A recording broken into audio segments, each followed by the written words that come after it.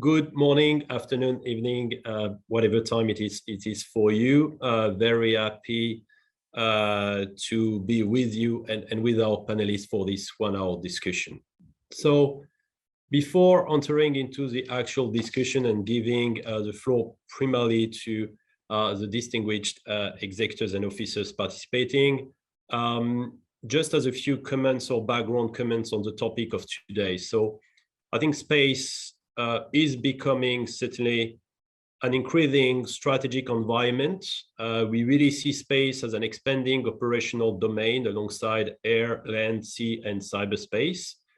In the meantime, there's no doubt that geopolitical, cybersecurity, other forms of threats are increasing, as can be evidenced by the events currently taking place in Ukraine. And with the need for Europe, among other means, to have secure, resilient global connectivity. Taking a step back, I would say that topic of space-based secure connectivity has been raising for quite some years now.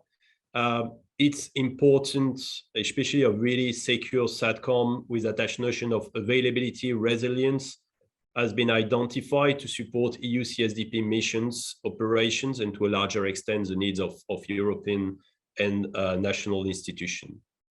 So this importance has also been reflected by a number of space programs and initiatives that have been announced and developed by different agencies in recent years. And certainly right now, one of them being the potential project of a European constellation. So when thinking of secure SatCom connectivity and that SatCom connectivity at large, there might be at least a few macro trends that are worth highlighting and that I shall contribute to the discussion. One is certainly a global increase in the volume of data being transmitted and data requirement in support of missions, together with diversification of the type of data being transmitted. The global space ecosystem certainly has moved into the terabit per second era, as opposed to a gigabit or megabit era that could be prevalent a decade ago. A second aspect is a higher variability, lower predictability on the traffic that could be either due to more communication on the move, either in a land vehicle, a ship, an aircraft, or even a UAV, or could come to the advance of crisis situation requiring a fast response. I already mentioned about the threats, but it's certainly one of the components with a large importance on the evolution of the SatCom networks. The fourth item is also the time of transition we are in regarding space-based technologies, with really a time of disruption with upcoming capabilities from new generation space and ground systems. And just to give one example, the advance of more software-defined solutions give new capabilities in terms of flexibility and ability to dynamically adapt networks and traffic to the needs of the end users. So it's already too long for myself. So with no further ado, I would like to turn to each of you, and maybe before getting really even deeper into the secure SatCom topic, to look at some of the current priorities, strategic priorities and operations from your respective organizations. So just to get started, I may turn to you, Mr. Ruutu, to initiate those introductory comments. Okay, thank you very much, Mr. Chairman, and thank you for that introduction.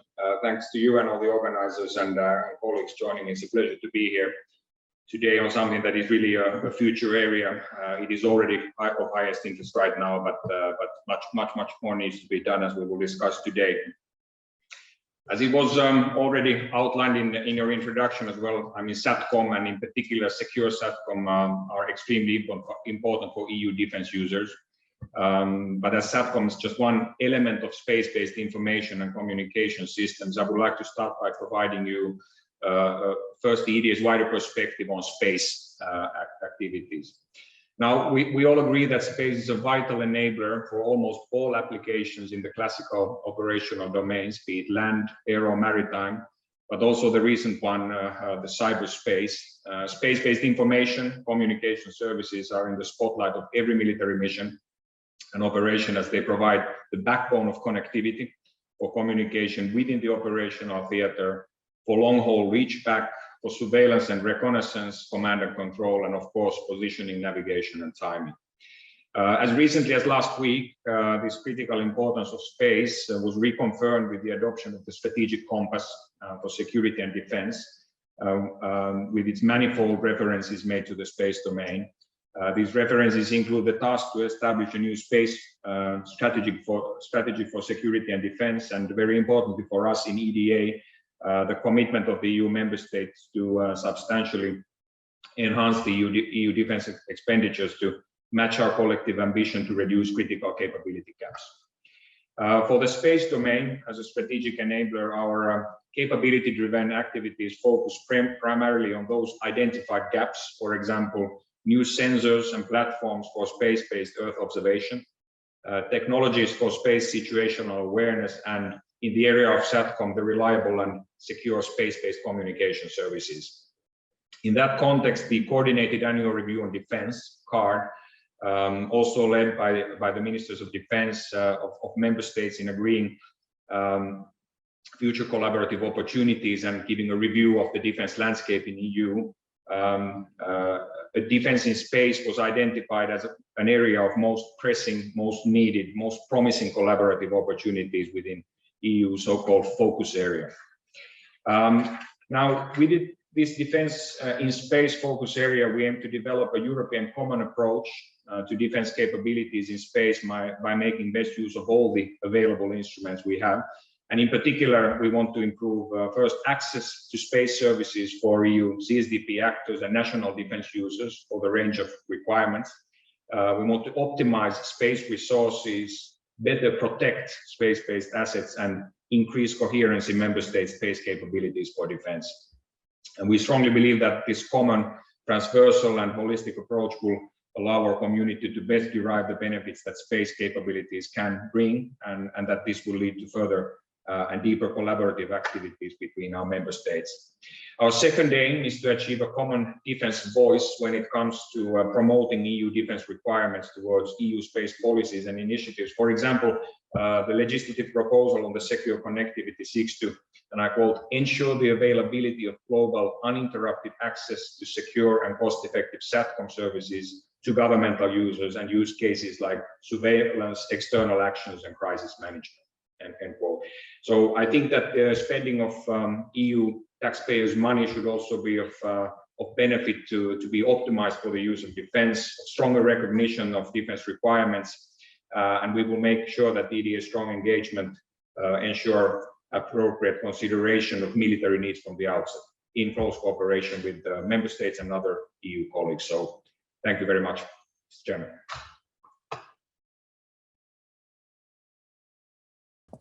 Thank you very much. Sorry, I was on mute. For this, we'll certainly come back to several of those items, and thanks for the global perspective on the dimension of space and how it should contribute. So I would next turn to Mr. Chatard Moulin for the EU External Action Service on some of your current strategic priorities. Please. Thank you, Chair. I mean, it's difficult to come after EDA because we have the same boss at the end of the day, the High Representative, who's head of EDA and Vice President of the Commission and responsible for CFSP, High Representative for CFSP, CSDP. Olli mentioned the strategic compass. It's a major document for us. And it's clear that space, the fact that space is a new domain is not something we say like that. It has a lot of consequences. The strategy that we will be working, which was also mentioned by Olli, on which we will work together with the Commission, that is the manager of the EU space program, is being prepared right now. It will be probably adopted in 2022-2023 in a form of a joint communication between the High Representative and the Commission, and we will probably get into all these new aspects of space being a much more congested and contested domain. You have dimension which relate to defense. You have also multilateral dimension. You have programmatic dimension. You have capability dimension, and all these aspects will have to be taken on board. SatCom is one of the elements in the puzzle, but it's a very important one, and it's probably something where we want to further define our needs, and also to address the security aspect in a very holistic view, understanding all the different threats that we are confronted to in space. And the space domain is not only what is happening up there in outer space, but all the type of threats that can have, from foreign direct investment up to frequency jamming, cyber, so on and so forth. So this is also our angle. I mean, I'm sorry, I'm the paranoid guy in the room, but that's what we are paid for in SecDevCol 5 in the EEAS. So looking at the security aspects of the space infrastructure. Thanks, and certainly, yeah, important to consider the global space domain as encompassing all of the ground segment, all of the places where data would be stored, shared, distributed, etc. With having that end-to-end view at what space is about and secure connectivity. I will turn next to General White for your introductory comments, General.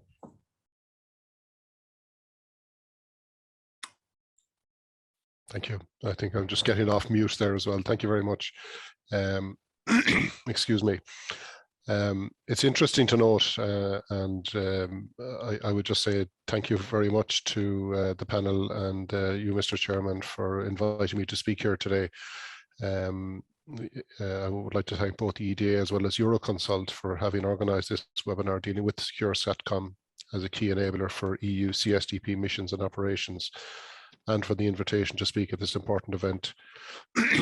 From a military perspective, I find it's always useful for me as a military officer in a military appointment to share my thoughts with you and to hear from other professionals about secure SatCom and its implications for CSDP military operations and mission operational requirements. As I'm listening to the two previous speakers and just considering my career to date, I have served in some austere environments over the last 35 years. And I recall two in particular, Somalia in 1994 and Chad in 2008.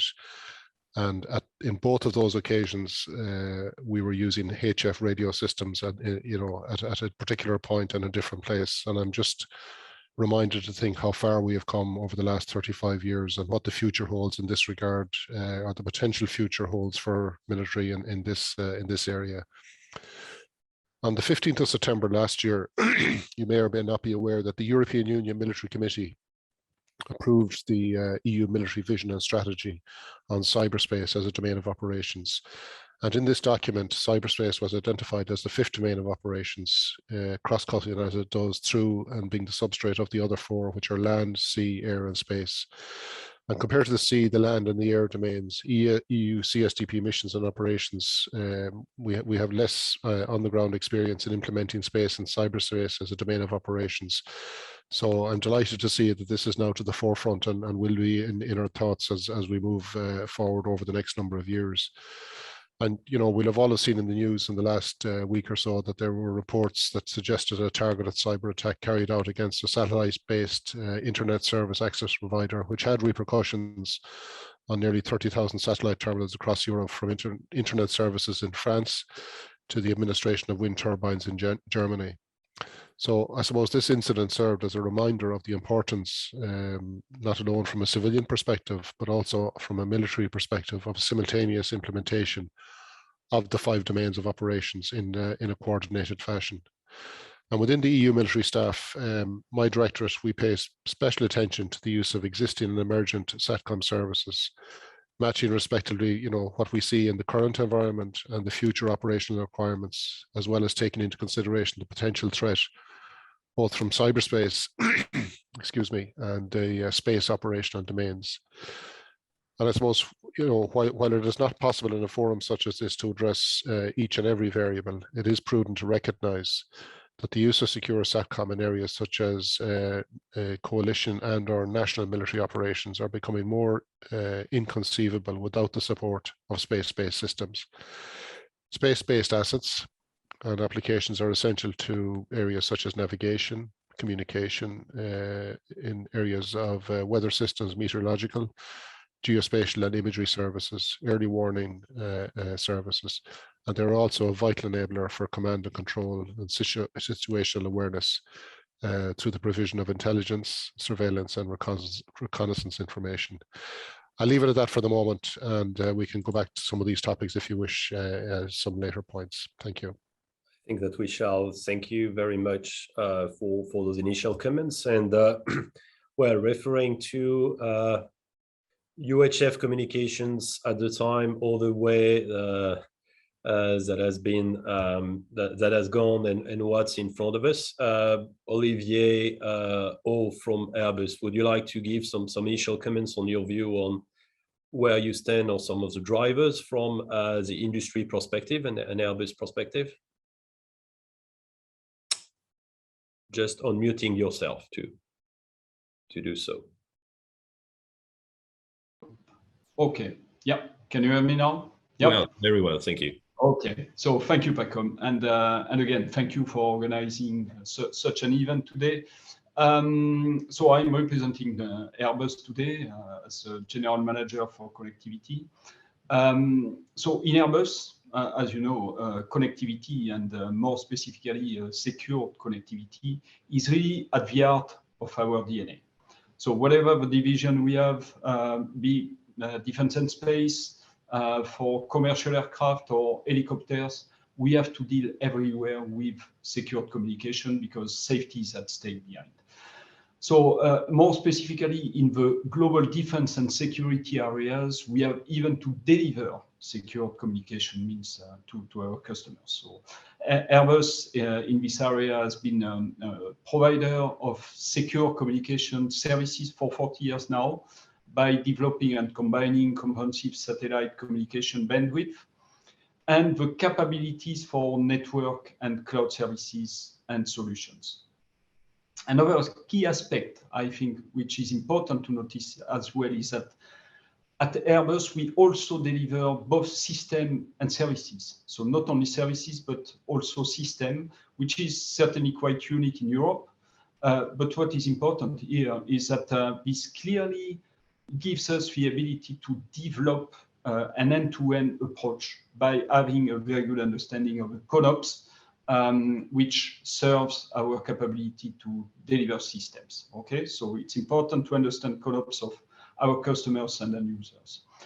And as a partner of armed forces and governments from across the globe, Airbus manages everything from satellite communication, network operation to in-field support services.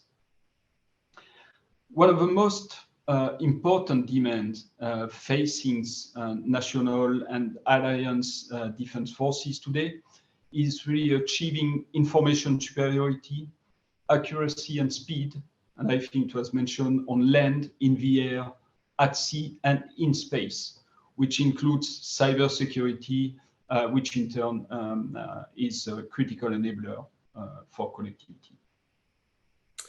Thank you very much, Olivier, for those initial words. So following your comments and focusing on that specific issue of secure SatCom, and turning back to you, Mr. Ruutu. So SatCom services, secure SatCom services can be pretty diverse and are here to answer specific user needs, to be an enabler for missions capabilities. So in your view and in the view of EDA, and certainly quite a lot has been done in recent years on the topic, what is your view from a capability development perspective on secure SatCom as an enabler to CSDP mission and operations, or some of the gap or priority areas of development? Please. Thank you for that. Thank you for that. And in my introduction, I made already reference to the importance of space-based information and communication services for EU defense. Probably this importance has been confirmed in 2018 with the decision to treat space-based information and communication services as one of the 11 EU capability development priorities. CSDP related elements that supported this decision were, of course, the lessons learned from past CSDP missions and operation, as well as the assessment of shortfalls with respect to the EU's level of ambition overall. So now, within this priority, secure SatCom and the need for resilience, guarantee of access and security are a specific challenge that need to be tackled, and that we have picked up specifically with the EDA GovSatCom demonstration project. We have in EDA now more than a decade of history and experience in providing SatCom services to our member states. Since 2009, with support, of course, of our member states, first with purely commercial services through the EU SatCom market project. We have provided these commercial services, also acknowledging Mr. Hauw and Airbus contracting role in this one. But our member states have soon also identified that only commercial solutions are not entirely sufficient. So the EU defense community has SatCom requirements that need higher levels of security and resilience. And these requirements are best met by governmentally controlled SatCom resources. We have therefore put in place the EDA GovSatCom demonstration project, and which is about pooling governmental resources from our member states and sharing them with all member states who need them. So this project really perfectly complements the EU SatCom market, and we are now ready and able to meet almost all SatCom needs, including secure SatCom requirements of member states, as well as EU CSDP actors. In addition, with our project team SatCom, we support member states and the EU military staff and the NPCC also in further developing the SatCom portfolio. We have investigated the need to update the SatCom requirements of today as well as for the foreseeable future, and invested a lot of time to provide member states and CSDP actors with an insight into the security and guarantee of access dimension of the SatCom transmission chain. And for those actors, this work was particularly beneficial. Now, Sorry, you just went on mute 10 seconds ago for an unknown reason. Okay, you're back, I think.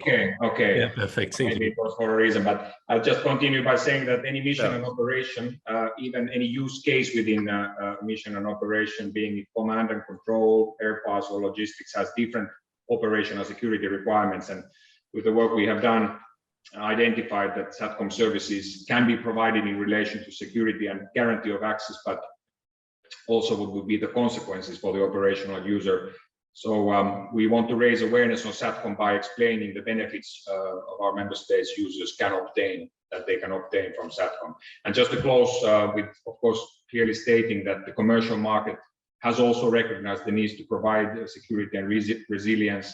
For most SatCom service providers, these topics are very high on the agenda when they are improving or renewing systems. So in a way, the border between commercial and governmental SatCom is therefore becoming more and more blurring, and it's not a fixed defined border as such, but of course our member states require maximum service on their requirement. Thank you very much.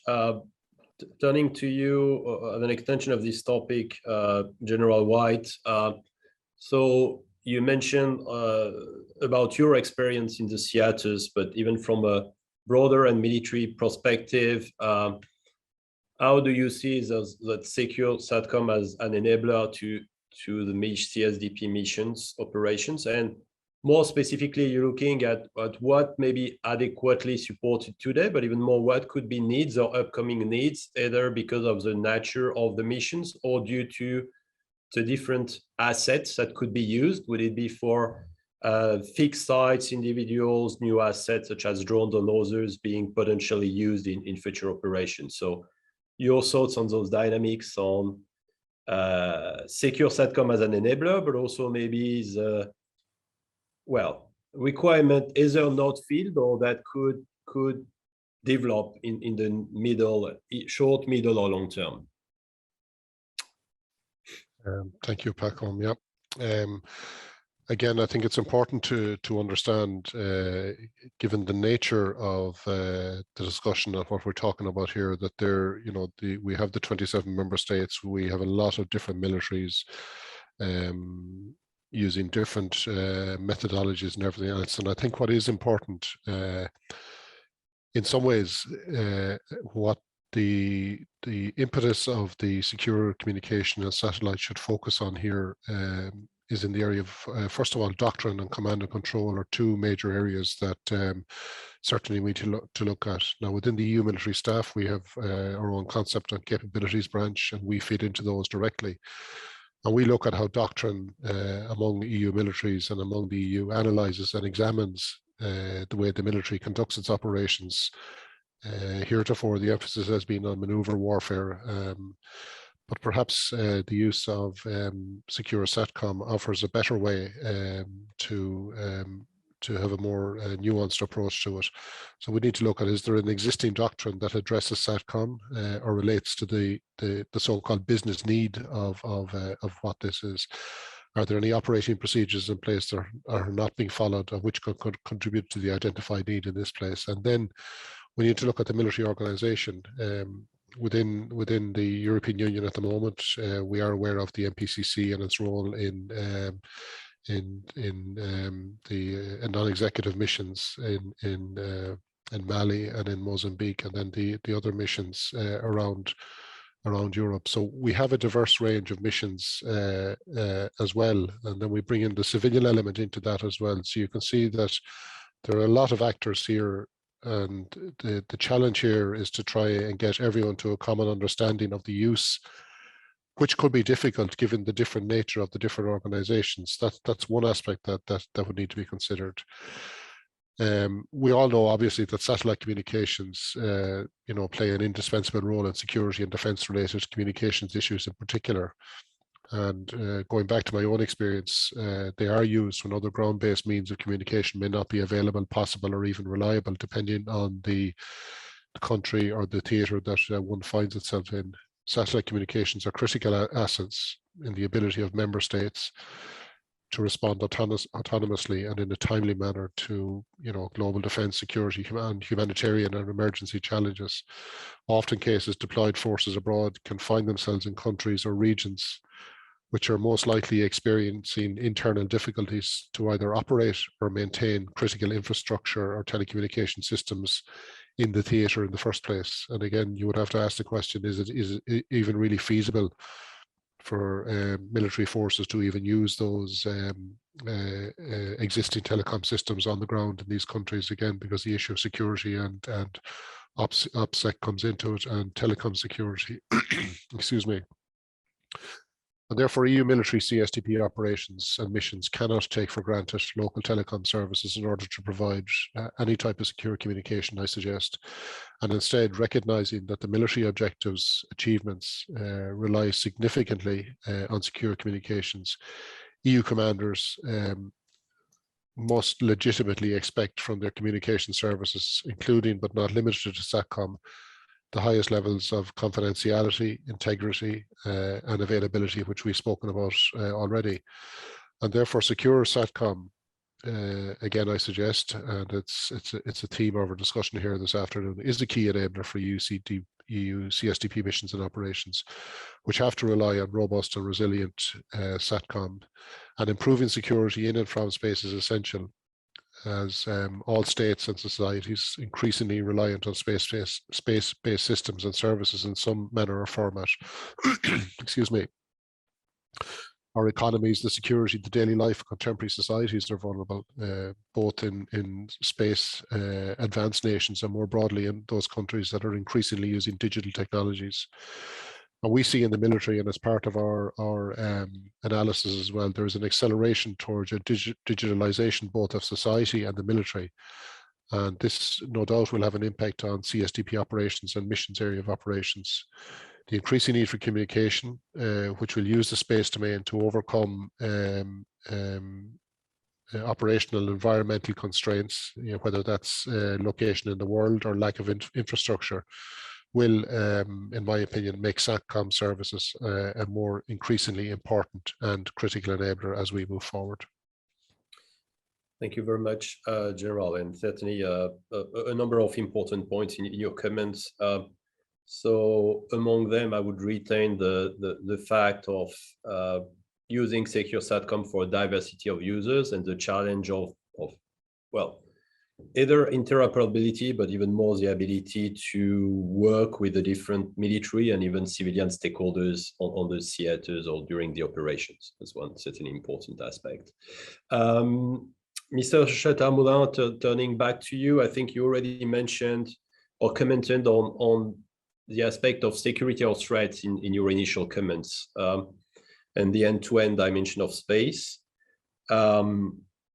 So obviously, we talk about secure SatCom, and with secure SatCom, Bay is also what makes SatCom services secure, also to look at threats or kind of security requirement as something obviously evolving as well over time, depending on the threats as they may exist today or in the coming years. So could you further elaborate on some of the key features or expectations or threats to be addressed, to be considered in a secure SatCom environment, as you see it? Well, yes, it's sorry, I think the biggest threat is the word secure next to SatCom, because it will make people believe that you can sleep on their 2 ears and they don't run any risk. You are never secure. It doesn't exist. Not even a MIL SatCom is secure. It depends on the level of acceptable risk you're going to take. And there we go into the trade-off between security and price you're ready to pay. You take a MIL SatCom, for instance, 5% of the bandwidth will be used and the rest will be spent to secure the communication link. Are you ready to pay this price or not? And then, you know, starting from EEAS from 2005, where we had the first study on SatCom and the work on commission and so on, we have started to distinguish between what we call commercial SatCom, Gov SatCom, and MIL SatCom, and trying to understand. But for me, the biggest security feature for a SatCom is the ability of the system to tell me the risk I'm taking while using it. And it's super important because it's not only a question linked to the SatCom itself, but very often you're a system architect, you're a network manager, and the SatCom is one of the many elements of your communication chain. And you need to balance the risk. There is no need to have a super shielded window if you can enter through the door by just pushing it. So the point is precisely to address the risk in a holistic way, to understand for all the risks that are at stake. And we see new risks incurring, like those coming from the space domain, those that are linked to the congestion of orbits, space traffic management, and so on and so forth. So we need to have a holistic view of all these risks, and to have a holistic view because the SatCom is only one piece of the puzzle. And I think one of the difficulties is that, contrary to, I would say, normal users that are not even aware, as the general said, that they are not even aware that they are using SatCom because it's end-to-end communication and you get a phone connected to whatever. The security manager, and we see it for military, but we see it also in Frontex and other high-end security user, they want to know what they are doing and they want to understand the risk they take. So again, if anything, better than any crypto device, whatever, the most important is the capacity to tell the manager the risk he takes and that the things are in control. It is not whatever a provider that guarantees to you it is secure. No, you actually can see what you do, and that's also what we see in the new trends of developing such Gov SatCom services.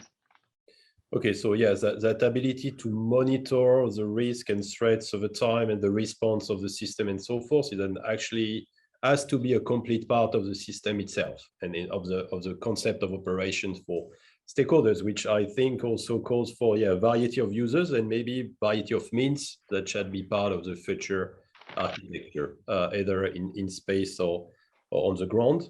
Okay, so maybe a good point to hand over to Olivier Hauw, and maybe for you to comment on, you know, what is kind of the industry providing today, and certainly the industry has been providing either fully defense systems, commercial system, and it certainly has been working with the different stakeholders on the secure SatCom solution. So what is offered today, but also what are the trends or new dynamics in those space network architecture design and so forth, preparing for the assets that should be available in a few years? Okay. And services, actually, not just infrastructure. Yeah. Okay. Thank you, That's a good question. Yeah, I think maybe just commenting what was just said.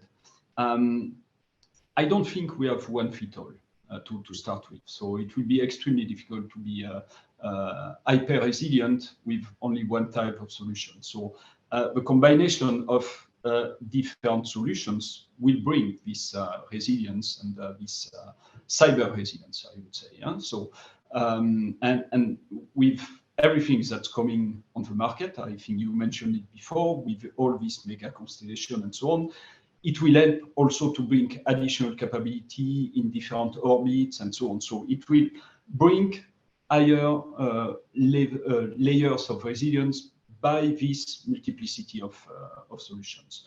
What we can say anyway is that secure SatCom have been in place for decades now, and are composed of a mix of sovereign military-grade solutions and commercial-grade capabilities, okay, with possible security on top. So you can take commercial off-the-shelf solution and put security on top. And this has been done for years now, and it works. Generally, it works fine.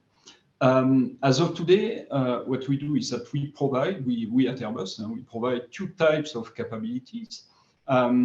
First, on military-grade solutions, you all know that we have this, or we have still this PFI in place with the UK MOD, and we've been delivering X and UHF services on this Skynet PFI.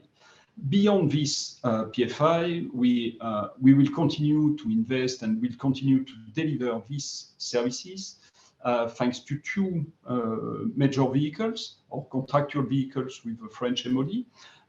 We'll provide X and Mil-K services thanks to the Syracuse 4 valorization contract with French MOD on one side, and we have also invested into a UHF hosted payload on the Eutelsat satellite on the other end. So we provide in 3 military bands some services. For commercial grade solutions, here again, we have a wide range of options depending on the type of applications. Okay, so it starts with L-band for very tactical communication, and this augments to some extent the military band for very tactical communication, and be it BGAN, LTAC, or Iridium handheld. So this kind of solution is very tactical and very easy to deploy. Then we have C-band legacy, and this is used broadly even in EU SatCom market to deliver services on camps anywhere in the world. What is coming next is really more so higher throughput with Ku-band, which starts to really deploy worldwide. Ka-band as well. So Ka-band used to be quite tricky because of the weather condition impact. So, but thanks to all the latest modem technology and adoption, so this starts to be available everywhere now. So all these different bands are already bringing a lot of diversity. And then on top of that, we have this MEO and LEO revolution, which is coming and which is coming now. So it's really something that has already happened with MEO, with O3B, and now mPOWER, which will deploy. We have LEO with Starlink, OneWeb. We are talking about Lightspeed. We are talking Kuiper. So a lot is still to come. And it's a massive amount of capacities that will come, and a massive amount of solutions with very different orbit. And this will make it much more difficult as well to jam. So this is also an important point. For the adoption, what is absolutely key is the technology on the terminal. So terminal technology is really at stake. So the flat panel antenna are developing now, and it's coming. Here again, it's coming much easier than dual parabolic solutions that exist today. So this will really trigger the adoption. Then, so we've been talking about cyberspace, and this is where, okay, it's very important that we combine all these different solutions. And so it means as well that even for commercial grade solutions, certainly we need to go to encrypted TTNCs, traffic encryption, end user obfuscation. So all these kind of features will have to come as a standard for any solution which is coming to the market, be it commercial or military grade. Maybe a last point that I wanted to mention here is also alternative solution around laser communication. So laser communication comes together with low probability of intercept and detect and low probability of interference. And this can also be another solution. So in the whole panel of solutions that will be made available in the future. So this is certainly something to be considered as well. And obviously, we are also working on quantum key distribution, quantum communication infrastructure. So all these topics around quantum will also come together. Thank you, Olivier. So appreciating the increasing diversity of the solutions that should be available. And one of the challenge, obviously, being to articulate them and to make them available to the end users and specific use cases and stakeholders. Turning back to Mr. Ruutu, Chatard, Moulin, and General White, I just mentioned in my introduction about certainly the situation in Ukraine and events taking place. So and it's very difficult in a situation that has evolved in over just a few weeks and so forth. And while secure connectivity and SatCom is really a form of, as well, long-term view and programmatic and so forth, looking more at CSDP missions, operations, do you see that compared to the typical operations that took place maybe in the last decade as having some impact on the thinking on some of the future requirements, or at least that it has to be part of the reflections to come in the next year or two as some of the actually new infrastructure projects materialize in terms of secure SatCom. So certainly not an easy question, but any thoughts you may have to share more in the mindset of whether it should be part of some further thinking as programs develop would be welcome. So if any of you would like to comment, General White. Yeah, I'll come in there, Pacome, on this. Undoubtedly, the situation in Ukraine is extremely difficult, and however, from a military perspective, it behoves any military professional organization, obviously, to study conflicts wherever they happen. And I would say that, of course, we in the military staff, we look at that. We look at conflicts throughout the world, because one never knows how that form of conflict will impact on your own doorstep. In this particular situation, I suppose, and it's linked to the strategic compass as well, in agreeing that the strategic compass is now highlighting the need to develop the necessary strategic enablers for our missions and operations, and secure SatCom is no doubt one of those strategic enablers, and it has to be seen as a future enabler across all the operational domains, such as space, land, sea, and air, in order to address the threat. And without saying anything particular about any particular state, threats are multidimensional. Threats can come from any direction, and particularly in relation to the cyber threat. I would say that in the satellite domain, one has to be aware that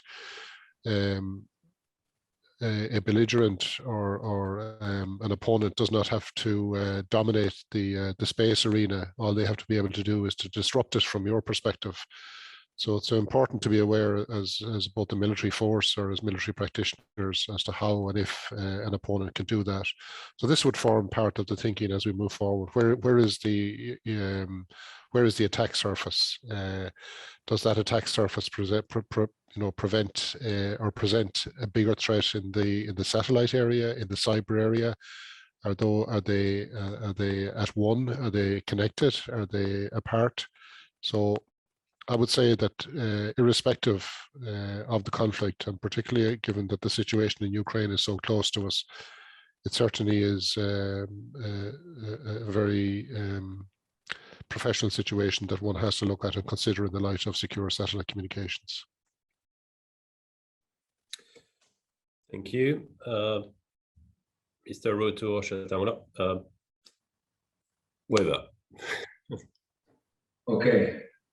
Well, Patrick, you go first. I think you it was just to say that there will be a before and an after the situation in Ukraine. We have seen the EU moving into directions that would not been even envisaged 2 weeks before the decision on the European peace facility, for instance, the fact that we are actively helping Ukraine, including with non-lethal equipment, among which communication equipment, among which SatCom, the fact that also among the only big infrastructure which has been cyber attacked, you have a major SatCom network. All of that shows that indeed there is a very strong interlinkage between our topic and the current situation in Ukraine. I don't think it will change dramatically the strategic orientation. Sometimes when working on the space strategy for security and defense, we have the feeling that we're about to implement things that we could have foreseen in a much longer future. We are tempted to implement it already now in response to the Ukrainian crisis, whether we are on the supply side or more on the defense side, because you had also some actions that have an impact on the space situation in Europe, both in terms of supply, in terms of actual threat perception, and so on and so forth. So definitely, we cannot yet conclude on what it will bring and what will be the consequences, but there is a clear big revolution ongoing. Thank you. Mr. Ruutu, please. Thank you. A lot has been said by colleagues. I fully agree. Just to say that, of course, the current SatCom requirements were made 2 years ago or so, and even if as also pointed out, I mean, some long-term planning assumptions have been there all along. The way the situation has unfolded, of course, will have an impact on assessment, I'm sure. And of course, one can anticipate that security, resilience, and resources that are under government control also will really need to be looked at and will be looked at from this angle. This is also visible in the requests on SatCom that we are also in the agency receiving on SatCom, radio frequency detection, interference and analysis, different types of issues related to jamming resistance and interception resistance, and so on. So it's really about the EU-based production, launch, and value chain that we also have to pay attention to. And then also maybe just to add here that of course this needs to be seen in the broader context of defense of space assets for the future, because we do have of course the space resource itself in this way, the satellites, but then all the activities and our analysis on how they will be impacted on the way things have developed are done. There is a PESCO project on this very area of defense of space assets that is looking in the direction. So they have been prepared to some degree, but we will reinforce the work undoubtedly. Thank you very much. So yes, certainly impacts will be seen and reviewed, and will have different dimensions on space-related activities, I believe, in the coming months and even years. Coming back to some of those European initiatives, and certainly a number have taken place. You mentioned earlier about demonstrators, some services already running, etc.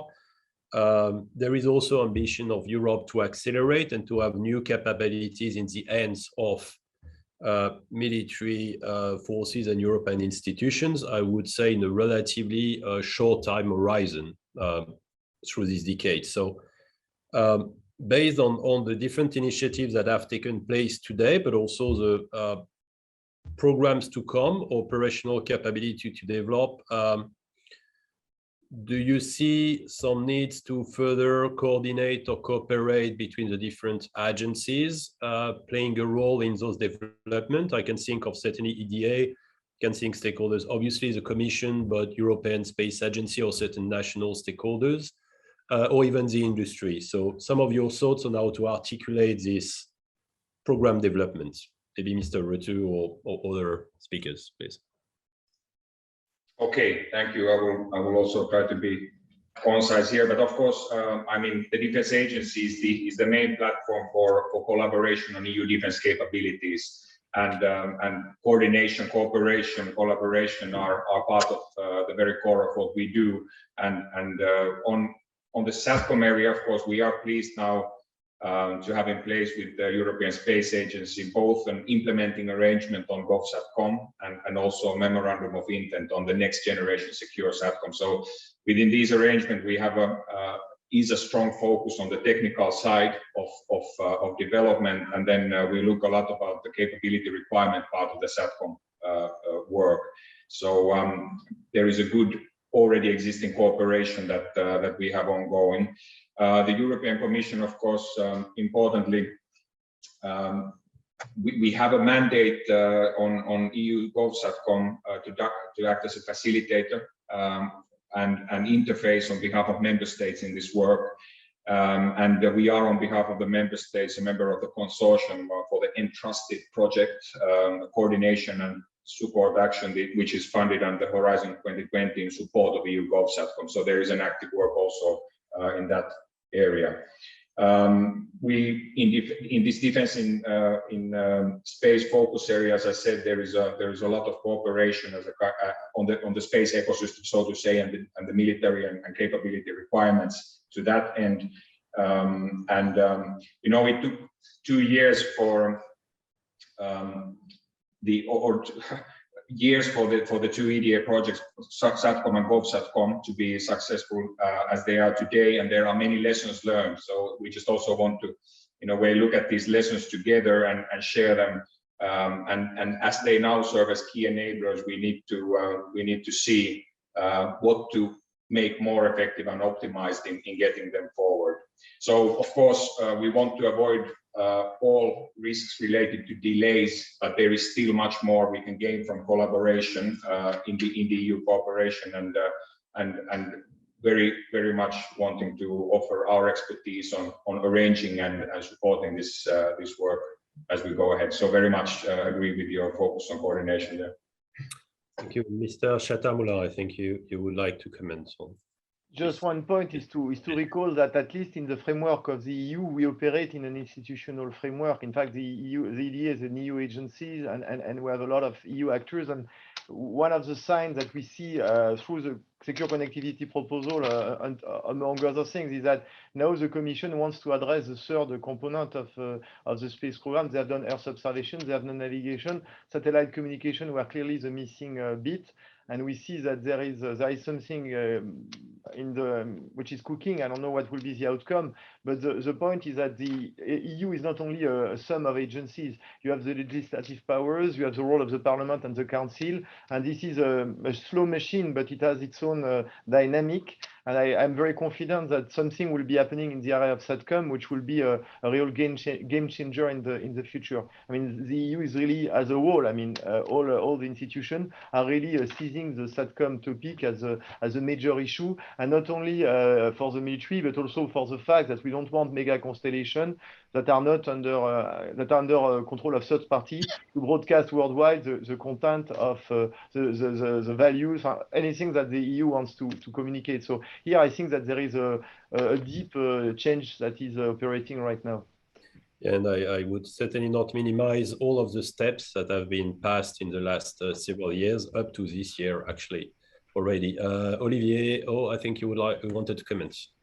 So. Yeah, I wanted to comment as well. So I think there's now a good alignment between, at EU level, between the European Commission, the European Defence Agency, the ESA. So all have a different role to play, and they start really to align on playing everyone having a role to play. What we see at the industrial level as well is that each European actor brings its own added value and expertise, and which are quite complementary as we see it.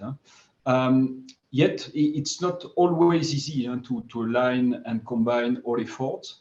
So probably the most comprehensive and effective approach is to define common roadmaps and collaborative projects, which is done through SatCom, for instance, as it was mentioned, the secure connectivity initiatives as well. So there are also some industrial players who are almost on all these topics, and certainly they have an essential role to play on integration and technical convergence. On the other side, what we see as well is that the EU SatCom market framework is a very operational vehicle. And as we see it, it works very well. It has been successfully developed over the last 10 years. And I think we can all say that it's really a success, which was not a given when it started 10 years ago. It is very pragmatic, quick way to introduce all the latest commercial or military-grade solutions. So EDA has played a very key role and should continue to play this role. So it's a very good way to collect also very operational needs and to inject this into bigger contract, if I may say, so that it's really taken into account further overall. In my view, so what I would like to say, and again, it's in our view as Airbus, and the combination of such a tactical vehicle together with more strategic and mid to long-term vehicles or initiatives are certainly a very, very efficient way to foster coordination and cooperation as we see it, while still delivering value to the European Gulf and defense community already now. Thank you. So yes, from several comments through our discussion, I think there is a mention of one solution may not fit all, so there is a need for a variety of solutions. The tactical infrastructure requirements, the notion of hub, so that stakeholders can find what they need in a pragmatic way while combining with strategic dimensions. So I see that we are already getting close to the time we were offered for today's discussions. There would certainly be much more to say, but so what I may invite you to do as kind of a conclusion would be one or two important aspects on your mind, or just looking, we are still at the end of March, first quarter of this year. So looking even at this year, progress on some secure SatCom topics, etc. What are some important milestones or priorities that you would have for just months to come? Maybe starting with Mr. Ruutu and then handing over to others. Okay, so thank you very much. Now, there's a lot already in the months to come, but this will go on as you very well know for a long time. And I, of course, first of all, want to acknowledge that a lot has been done. We have discussed also in the SatCom area, but we have also we need to acknowledge that the Commission has also prepared in a very short time a legislative proposal for Union Secure Connectivity Program, and also acknowledging the importance of military usage and requirement to take into account in that. So already this acknowledgement is of course very welcome, and we need to work on this mode to support defense requirements and this constellation, mainly served by geosatellites. We need to, of course, expect reduced latency. We need to work on the solutions to make sure that the military end users' requirements are met. The other important element is the coverage. We have, for example, especially the polar regions and the Arctic should be served as well, and that Arctic broadband communications, which still cannot be all met today, would be also worked on. And of course, EU defense users have an increasing appetite for data So we need to make sure that there is also the resolution of sensors are getting better and so on. So we need to be able to serve all this requirement also in terms of the ability there. And of course, the Internet of military things, artificial intelligence, 5G, 6G, big data, and all those will be needing to rely on secure communications to be ready to support also capability requirements in the many years to come, instead of the only the months here. But it starts now and has started in many ways. So a lot of good work achieved, but many new aspects and elements to be brought on board. So thank you for the opportunity to discuss this. Thank you very much, General White. Turning to you. Yes, mute again. Yes. Yeah, thank you very much, Pacome again. I think actually that it's going to be very important that EU SatCom should aspire to reaching strategic autonomy, you know, in what is now a more competitive and contested space environment. As I said before, we need to understand that our opponents do not have to dominate space at all.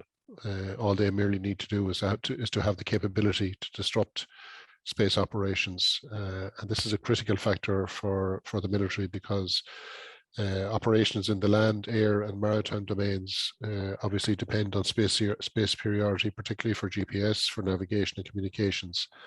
And this needs to be fully guaranteed in order that commanders at all levels can have the appropriate level of confidence. We've already spoken about resilience, and backup need to be provided.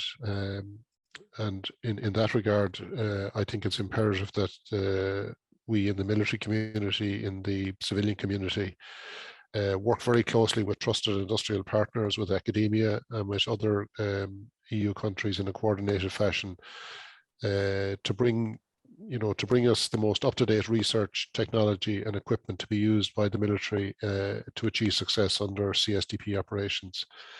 You know, depending on the type of service, I see possible potential for military platforms to be fitted perhaps with appropriate telecommunications capacities, and being able to choose the most cost-effective options to transfer data. Satellites dynamically adapting the service to save bandwidth and to ensure the continuity of SatCom service provision in case of, you know, challenging operational requirements depending on the theatre. And finally, I think since the recent agreement on the strategic compass, I consider that we now in the EU are at the beginning of a defence journey that really does require a holistic and integrated effort by all stakeholders to advance, in particular, the EU space strategy for security and defence. Thank you. Thank you very much, Mr. Chatard Moulin.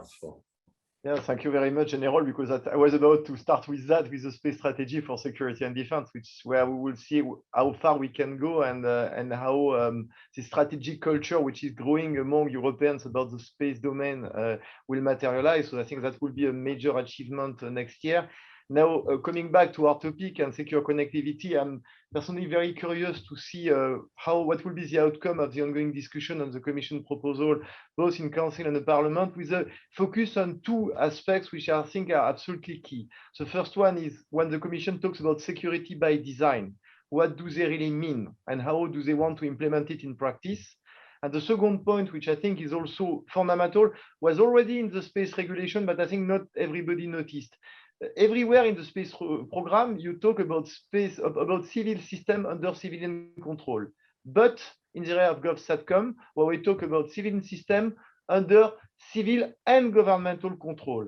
And probably will be the same with secure connectivity being a little bit the second step of GovSatcom. When you look at what was foreseen, after the pooling and sharing, you go for something else, and this something else looks very much like the secure connectivity proposal. And there, it would be interesting to see how in practice as well, this governmental control will be implemented, and to what level of granularity, whether commanders like General will have access to a dashboard where you can see which resources of secure connectivity he has at his disposal to perform an operation. I mean, so maybe I'm dreaming, but that would be, I think, an interesting thing to look into in the coming months and years. Certainly an important consideration for future ConOps, and yeah, relationship and role of stakeholders in the programs maybe.